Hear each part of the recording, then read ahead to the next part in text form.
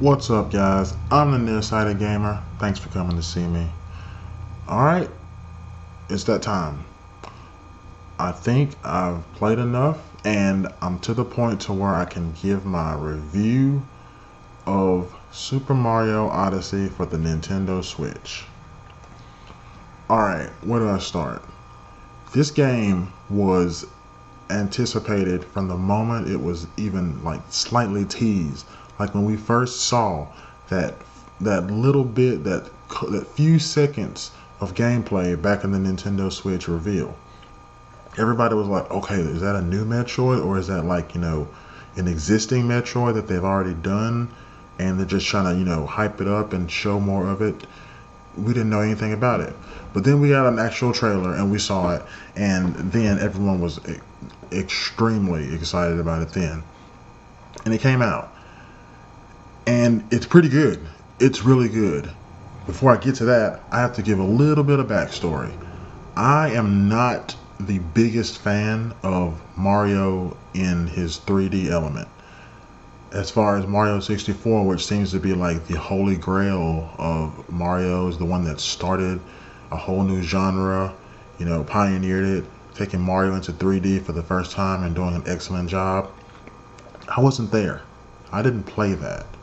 I went the PlayStation route instead of the Nintendo route. I didn't go 64, GameCube, and all, whatever it was. 64, GameCube, Wii and all that. Wii I came back, but 64 and GameCube, I didn't really participate in those. I was going PlayStation route. I went PlayStation 1, 2, and here we are. But I digress. Everybody thinks of that one as like one of the best games. And then there was Mario Sunshine, which, depending on who you ask, would be a good game as well. And I didn't play that either, so once again 64. So those two I had no experience with. And then there was Mario 3D Land on the DS, which I played.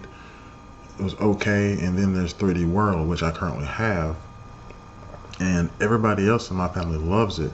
But 3D Mario usually just doesn't work for me. I don't know if it's something with just the way I am. I can play them, but I don't enjoy them to the fullest. Maybe it's something to do with my eyesight. I'll just go ahead and put it out there. Being able to pinpoint exact spots and stuff like that in 3D, it just doesn't work usually, especially with Mario. The gameplay is fun, but it's missing that little bit that makes it the absolute best for me. And then we come to Galaxy and Galaxy 2. Nope. They were around me. My wife loves them. Didn't play them. Didn't get that, oh man, Mario revolutionized things again. Didn't get that. Saw them. I can appreciate what they are and what they did, but they didn't speak to me. I'm more of a 2D Mario guy. So Super Mario Bros., New Super Mario Bros. Wii, New Super Mario Bros. U, and I didn't play Luigi, but the 2D Mario style is what I'm more into. That's my jam. But there was no way that I could pass up Odyssey. Alright, I mean, it's a new Mario game on a new console. Of course I'm going to give it a try. It's Mario. So I did, and I like it. I like it a lot. The whole 3D aspect does still exist, with me, but I find if I don't dwell on it so much and just take my time, then it's not that big of a deal. So with that being said, let's get into it.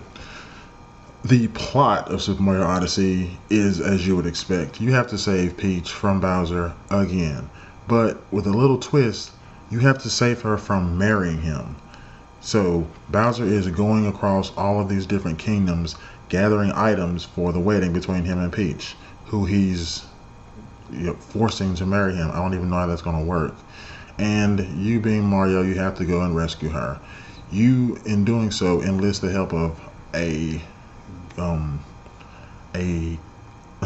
sentient hat named Cappy, who, while helping you save Peach, is in turn also saving his sister, Tiara, who is taking the form of the tiara that Peach is wearing for the wedding as well. So you and him together join up to save Peach and Tiara. And Cappy has the ability to capture objects around you or other enemies if you throw them at them. So you can throw them at Goombas, and you will take control of a Goomba and they be able to, like, you know, do what a Goomba does, which is just shuffle around and stack on top of each other and stuff like that. It's a really cool concept that everyone saw and was super amazed by in the trailer. They're wondering how it was going to work and how much it would, you know, help the gameplay, because, you know, I just don't. Nintendo's, they're great at, you know, reinventing things and doing things that you wouldn't think that they would do. But when they did that and came up with this, everybody really took to it and wanted to see exactly how it would come to pass.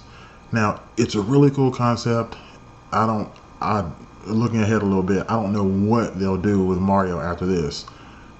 Whenever you think that, you know, okay, there's nowhere else he can go after Galaxy, like Super Mario Galaxy, right? Galaxy. What else is he going to do then?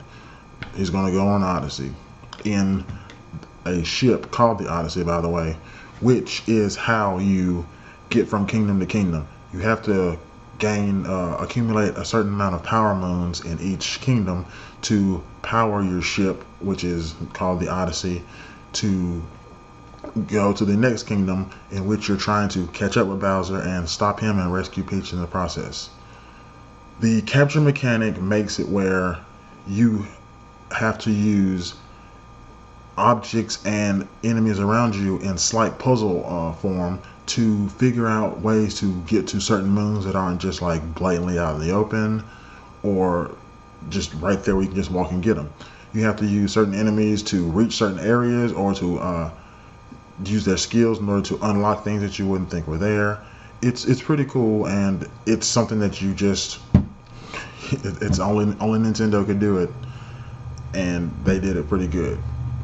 Now, as far as the controls, it controls like a Mario 3D game, like you would expect. You know, Mario has his triple jump back from 64, and he has several moves like, you know, when he throws Cappy, he can throw him, you can hold the button and you can throw it, jump on Cappy and get you an extra jump. You have a dive, you can do a roll now. Mario has all these different moves that you're going to have to use to get to some of the later power moons, which aren't just going to be as easy as walking up or ground pounding, which is also what you can do.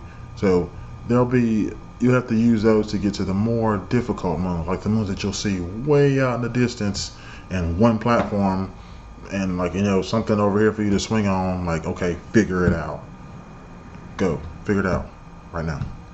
The controls, they work fine, they're great, but they do try to force you to use motion controls, not in a way where, like, you know, like super hard, but when you start the game they suggest that you use motion controls, and whenever you're shown a new, not ability, but one of Mario's skills, you know, as far as his movement skills, they show it to you how you could do it if you were holding the Joy-Cons.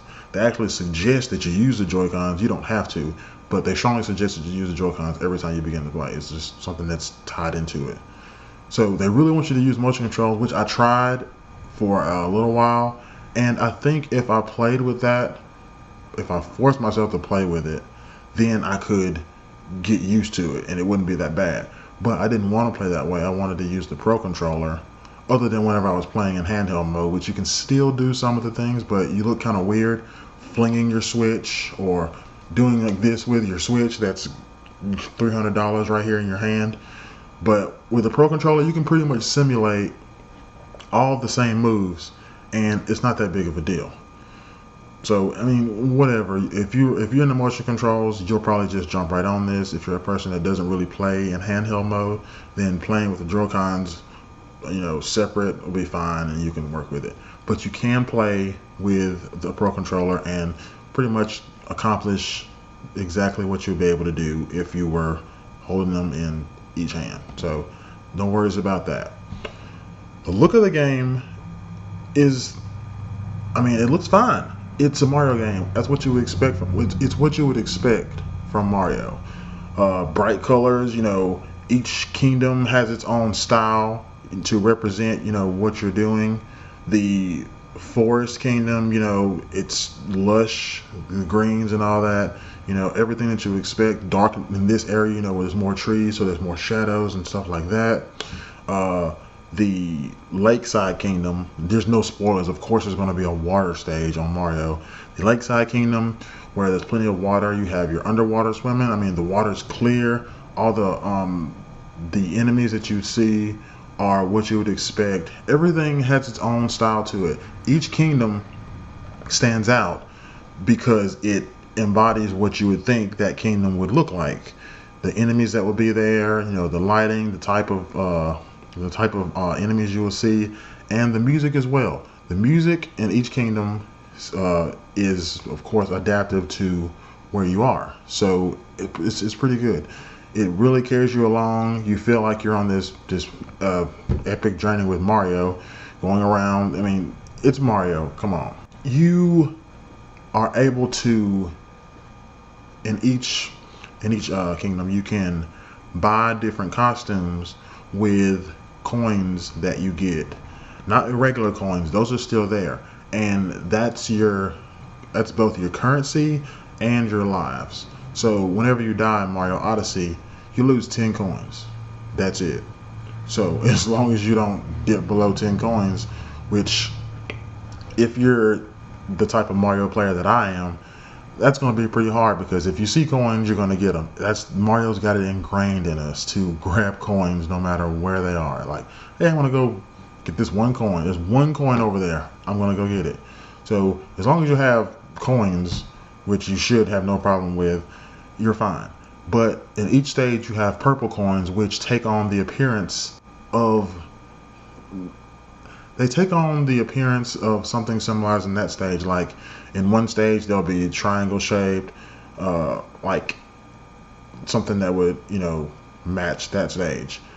Let me give an example. Like, perchance, like if you were in the Lakeside Kingdom, this isn't how they look, but, they would be like seashells or something like that, Or if you were in the Forest Kingdom, this isn't how it is. They would be like leaves, something like that. They would coincide with where you were. But with the purple coins, there are a certain amount in each kingdom, and you use those as currency to buy specific outfits or costumes for that stage. And there are certain power moons that you have to have that costume currently on, and you'll be able to get entrance to certain areas, or that will lead to you getting power moons, stuff like that, depending on characters seeing you dressed like that. They're like, oh, cool, you're this, so you should be able to get this, or I only give this power moon to someone who looks like this, and then if you do so, then you'll get a power moon. So they're really incentivizing you to get all the costumes, or various costumes. Don't stay dressed as Mario, do things like that, to explore and really take in the game and experience it, all the parts of it. They're really going all out trying to get you to do that. There is a little bit of nostalgia. There's a little bit of a nostalgia factor in this game that's already been hit with. They kind of talked about it being like, not so much a spiritual successor. Sorry. A spiritual successor to Mario 64, but elements in Mario 64 were brought back into this game as well, and into it as a new game to come up with something different. And they've done that. There are nods to the past in this game. There are several secrets. There are like countless, really cool moments that you'll take away from this game after having played it. The things that I will point out are the ending of one of the kingdoms, the Metro Kingdom, better known as New Donk City, and the ending of the game itself is something that you'd never think you do, but they do a very good job. Something that you'd never think you would experience in a Mario game, I should say, and they do a very good job of bringing it up, and you'll have a smile on your face the whole time. You have a smile on your face when you're playing, period. When I'm not playing this game and I'm hearing someone talk about this game, like on a podcast, it makes me want to play. And it sucks because I'm usually at work and I can't do it. But not so much when someone else is playing, because I know that they're experiencing a really good game that is something that everyone should play. Definitely a game of the year contender. And I don't know how this is going to shake out, man. It's going to be tough. I don't know if that's ever been since game of the year has been a thing. Mario and Zelda haven't went against each other. I don't think they have. But it's going to be good. This has been a really good year for video games, man. I can't believe that so many good games, so many good things have happened in the world of video games this year. It's great. Mario is pretty much,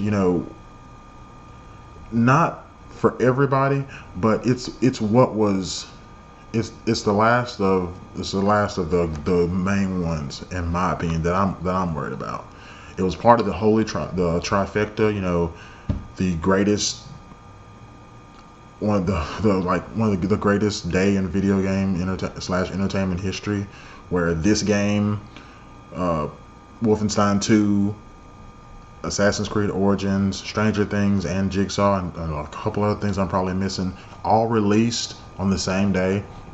So if you were a gamer, and unless you were like really packing some cash, you probably had to pick one, maybe two of these games to start off with to buy, and then your time had to be split. Luckily, this would be on the Switch, so you could like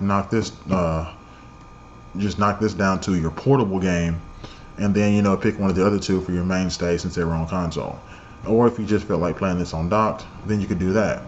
But overall, the 3D aspect being there, which is usually something that holds me back, I recommend this game. Of course, like, you have to play this game, whether you're a Mario fan or a form of platformers or a form of 3D platformers. It's definitely a game you need to try out. There are people, the 1%ers, 2%ers who don't like Mario or just don't like this game or weren't interested in it from the start, and they exist. They're entitled to not play it, of course. But the majority of the people are going to play the game. The majority of the people are already hooked on this game and are slowly but surely trying to collect the moons. By the way, I didn't mention that you're getting moons to power your ship to move from kingdom to kingdom. But after you beat the game, you're still trying to collect moons. I've heard different numbers. There's at least over 800 moons in this game. And whenever you beat the game, it varies about how many you can have, like 150 or so, I don't know, 160. I don't know how many you can have to beat the game, but because you have to have a certain amount per stage to go, which they're easy to find. I mean, you just accomplish, what the main objective for that stage is, while you're trying to stop Bowser, and you'll come across all the moons you need. And if you veer off and get some of the hidden ones just like that, then those will add to your collection as well. But it's not that hard to get what you need to move on. But afterwards, you are able to go back to those stages and look for all the secret and hidden moons, which there are a ton, like I said, over 800 at least.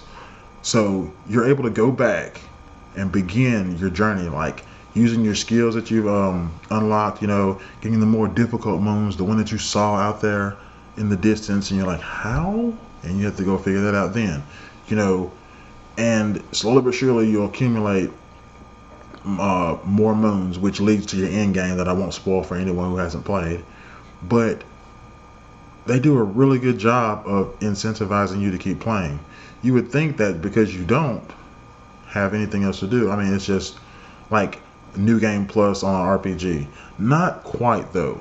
You just continue your journey, but you have a different goal, which is collecting those. And you would think that, well, if I'm just going around collecting this and collecting that, how can it be anything worth playing? It's definitely worth playing. What you have to do, the gameplay elements, things that open up, and that you're the things that you're now able to do after completing the game will definitely carry you on into your moon level climbing and climbing and climbing. I don't know how many moons I am. I'm like 250 something right now, but I don't play as much as someone who would have this game specifically, and it's being shared between like two other people in my house. So it's pretty much like a dog fight every time I want to play. Just joking. It's not that bad, except on the weekends. But I think the game is great. sounds good. It looks good. Mario is Mario. Also, there's a photo mode for the first time in a Mario game. So with the different costumes you have, you can like take pictures, and if you know about the Switch, of course you can post them as well.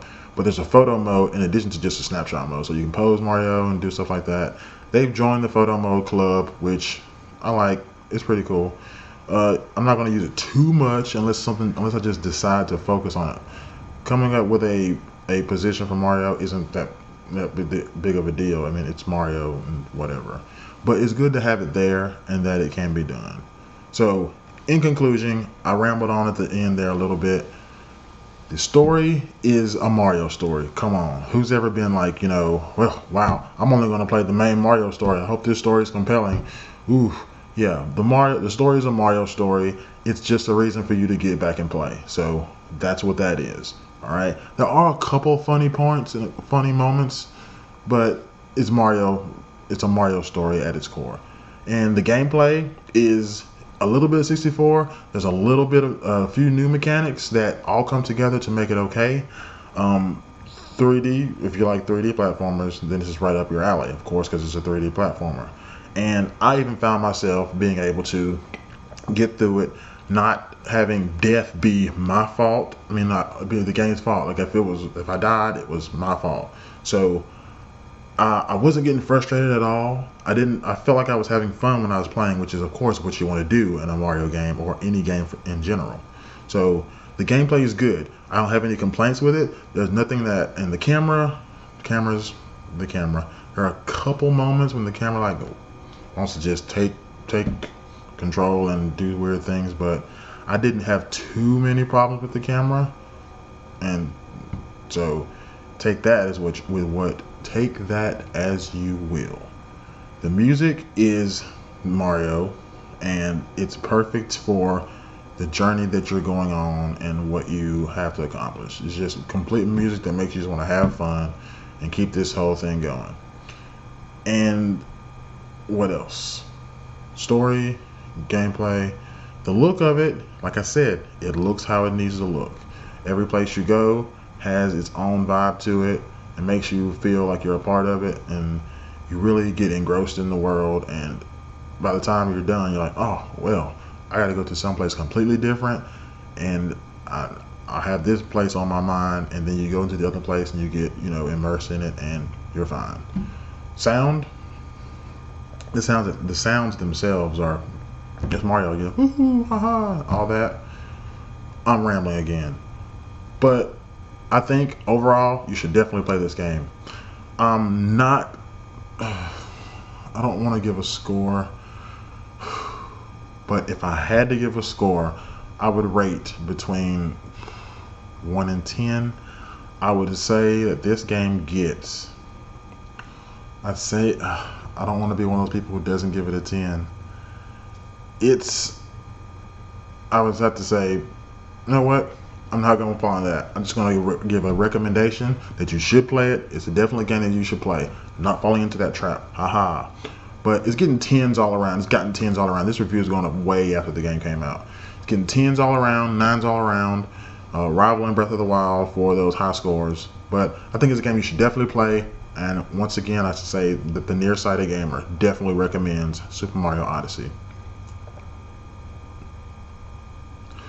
Alright, so thanks for watching. Like this video if you like it. If you don't like it anyway, because I said so. If you're watching and you haven't subscribed, then just do so. Just throw me a subscribe. It'll be awesome. You get more cool content like this.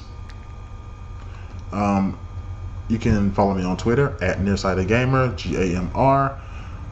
Like my Facebook page, facebook.com/NearsightedGamer, to keep track with when I put up new videos and what's going on with my channel. I always try to keep y'all updated with what's going on with that.